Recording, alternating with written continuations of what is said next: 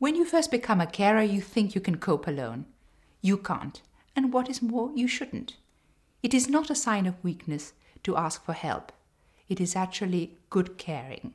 It also gives your relative a chance to see other faces, even if it is for a short time. Marie uses a service called Crossroads. A volunteer comes every Tuesday morning for 3 hours to sit with Lonnie, while she has a chance to go out and do some shopping. Are you alright?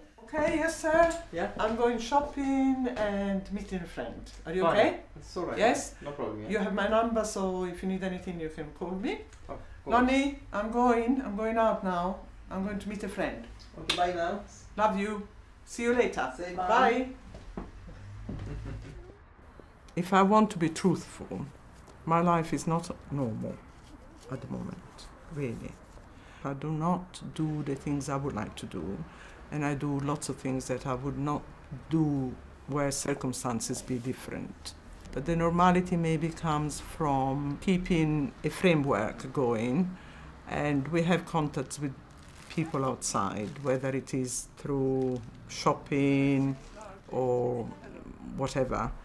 Keeping a routine, maintaining contact with friends and family, obviously, so that we can at least have a sense of continuity. The rest is really very much chores, you know. The day is quite taken up by, they're all very small things and they don't seem to amount too much, but by the time you add them all up, they take up an awful lot of your time and energy. I found organizing a rota of volunteers extremely helpful. Remember, your loved one will suffer dementia for the rest of his or her life. I even included my children amongst the volunteers. We played Little Red Riding Hood and in a basket put all the goodies they and my mother liked to eat. And while they had a meal together, having a lovely time, I could get on with things that needed doing in her house. When the time comes to think of residential care, you're guilt-ridden. You feel you're letting your relative down. I thought about this a lot. And then I decided that if my mother had needed open heart surgery, nobody would have expected me to carry out the operation. Well, this was the same thing.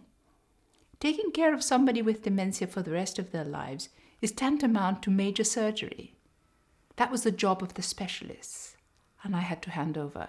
People learning to let go is that emotional tie, that thinking. Also, there's some sense where it's about nobody else can care for that person as well as I do. Well, nobody can love them as much as you do, but they can care for their physical needs as well as you do.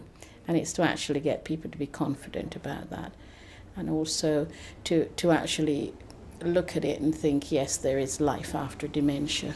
I depended on her very much for companionship, and I miss it. You can do nothing about it, but all I can say is be thankful that I had a long time when she was there. But it's come to the end of the line for me as far as her relations with her mentally just don't exist anymore.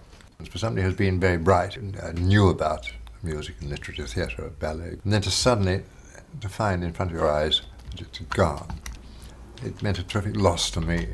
I would do anything if there was medical care that could be given to bring her back to something approaching normality. I would have gone for it, but I had to give that idea up some time ago. I cannot bear the thought of her mind going with the body staying comparatively fit. I mean, she still eats, drinks, sleeps well, but nothing is happening in the head. It is the end of the worries, really, and I don't see a way out of it. I've got to the end of the line. There's very little more that I can do other than make sure that she receives the nursing care. This is a progressive disease, and therefore it's not like saying expect a nosebleed or expect tummy ache or something like that. There is something new almost every day, something that may be the same for everybody or may be different for everybody. I don't know. I have no universal knowledge of this, but the advice I would give is be flexible, in your approach. You have to be very pragmatic. Never be too surprised, and maybe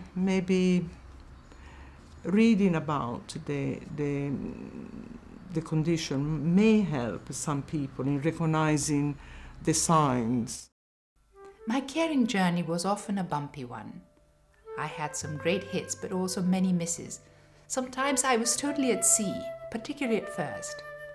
Hopefully, looking at the experience of others who have gone a little bit further will make your road smoother.